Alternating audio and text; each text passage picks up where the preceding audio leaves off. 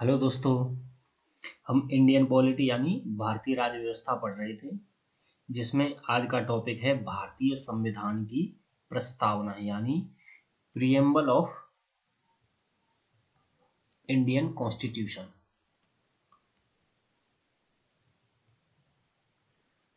आप कोई भी एनसीईआरटी की बुक उठाओगे तो उसमें लगभग हर बुक में पहले या दूसरे पेज पर बुक के फ्रंट या बैक पर ये प्रस्तावना जो है दी हुई होती है।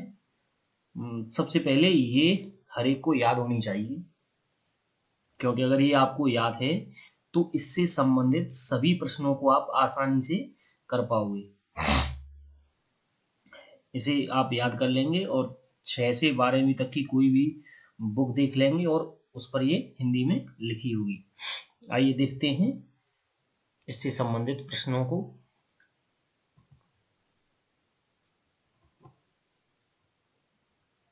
पहला प्रश्न है, पहला देश जिसने अपने लिखित संविधान के लिए प्रस्तावना को अपनाया। The first country who adopted preamble for its written constitution. तो कौन सा ऐसा देश है? यूएसए। यानी यूएसए ने सर्वप्रथम अपने संविधान में प्रस्तावना यानी प्रियम्बल को शामिल किया है। नेक्स्ट है, भारतीय संविधान की प्रस्तावना किस पर आधारित है? The preamble of Indian constitution is based on. तो किस पर आधारित है? उद्देश्य संकल्प पर। उद्देश्य संकल्प किसने पारित किया था? संविधान सभा ने। पेश किसने किया था? जवाहरलाल नेहरू। कब किया था? 13 दिसंबर 1946 को। और इसी संविधान सभा ने कब अपनाया था? 22 जनवरी 1947 को। नेक्स्ट देखते हैं, संविधान के किस भाग में घोषित किया गया कि भारत एक संपूर्ण प्रभुत्व संपन्न समाजवादी धर्मनिरपेक्ष लोकतांत्रिक गणराज्य है? Eight which part of constitution declare that India is a sovereign socialist secular democratic Republic? तो ये किस में दिया गया है? प्रस्तावना में। जब आप प्रियम्बल पढ़ोगे तो ये शब्द, ये सॉवरन सोशलिस्ट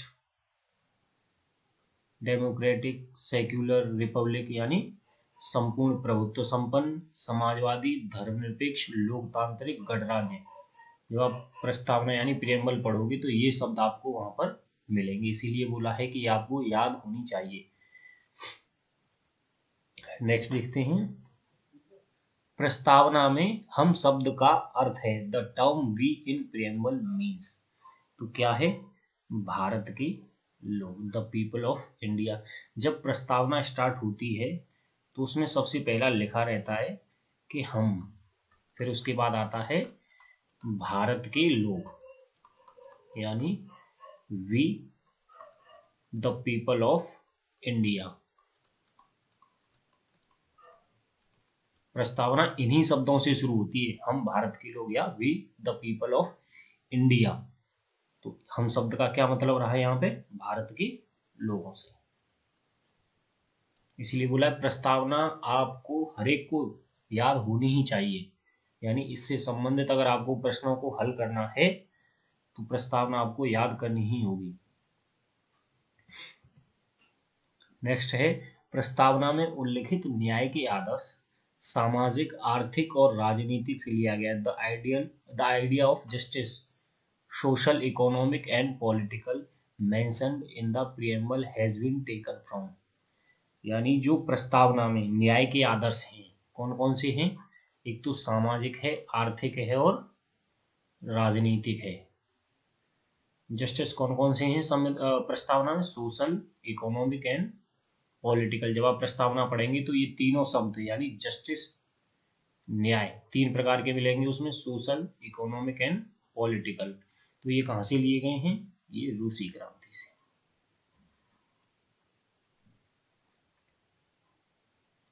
नेक्स्ट है, हमारी प्रस्तावना में उल्लिखित 3 शब्द स्वतंत्रता, समानता और बंधुत्व लिए गए हैं। तो ये लिए गए हैं फ्रांसीसी क्रांति से।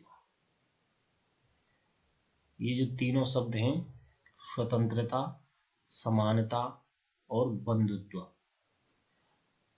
यानी लिबर्टी, इक्वलिटी एंड फ्रेटर्निटी, ये तीनों ही शब्द जो प्रस्तावना आपको दिखाई थी उसमें दिए गए हैं, और ये कहाँ से लिए गए? फ्रांस की क्रांति से।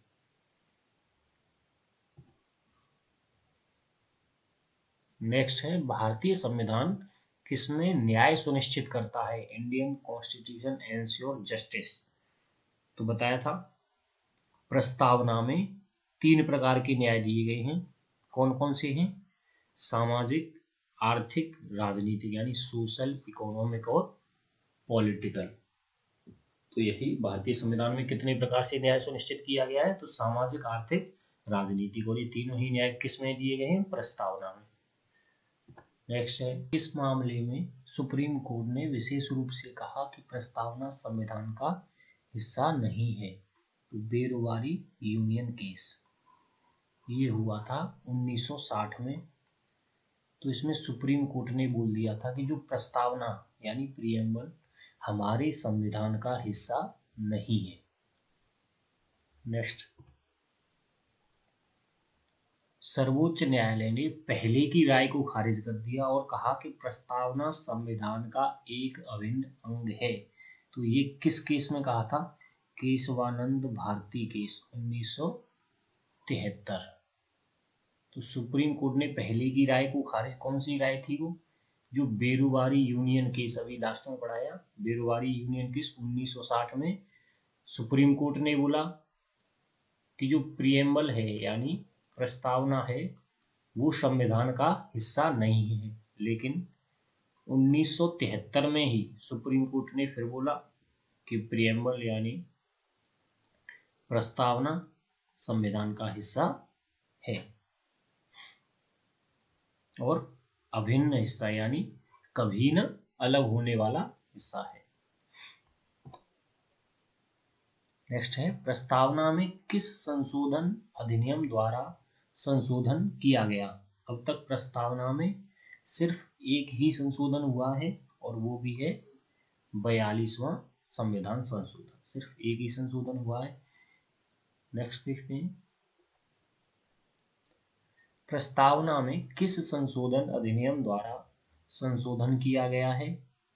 भारतीय संविधान के 42वें संशोधन ने प्रस्तावना में किस पद को जोड़ा? 42 amendment of Indian constitution added which of the terms of preamble. तो बताया था प्रस्तावना में सिर्फ एक ही संशोधन हुआ है, वो भी 42वां संविधान संशोधन, और ये कब किया गया था? 1976 में। इस संशोधन के द्वारा प्रस्तावना में 3 शब्द जोड़े गए। कितने? 3 शब्द। कौन कौन से?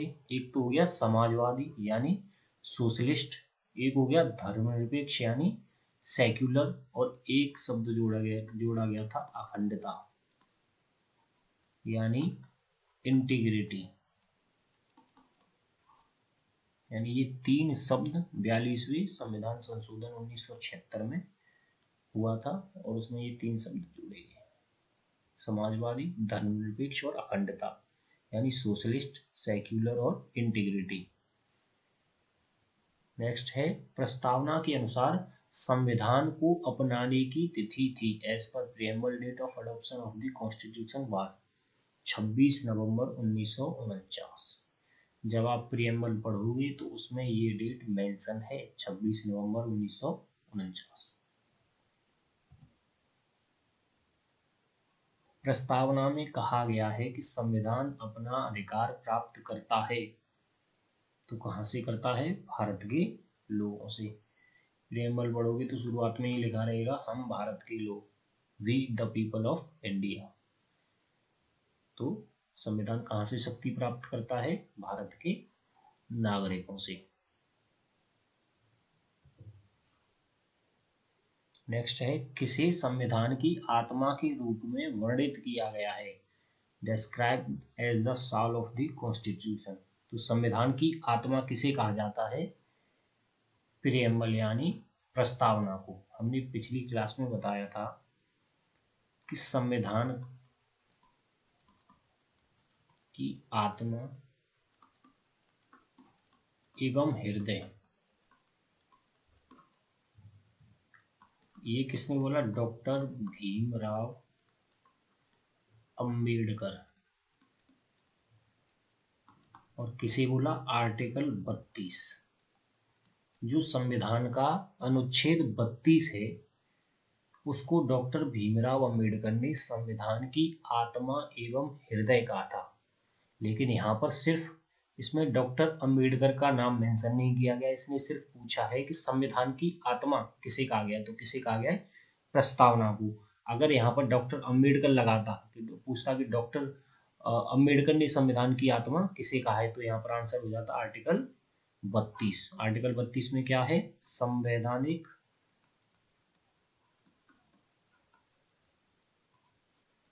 उपचारों का अधिकार। इसका मतलब क्या होता है?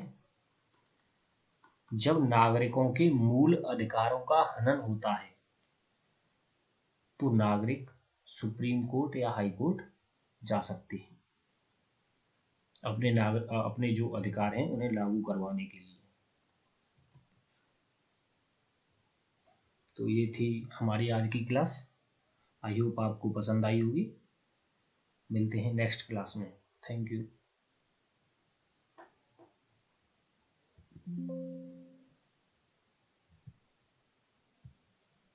आ जा रही।